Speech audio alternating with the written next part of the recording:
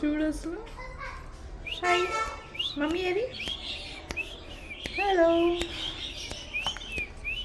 ఏ చిటికలేకు భయపడుతుంది.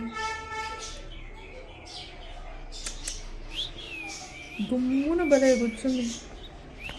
ఏ భయపడుతుందంటే అంటే కిందకి ఇదే ఫస్ట్ టైం తీయటం దీన్ని. అసలు దాని కింద చూస్తే లేయర్ భలే ఉంది.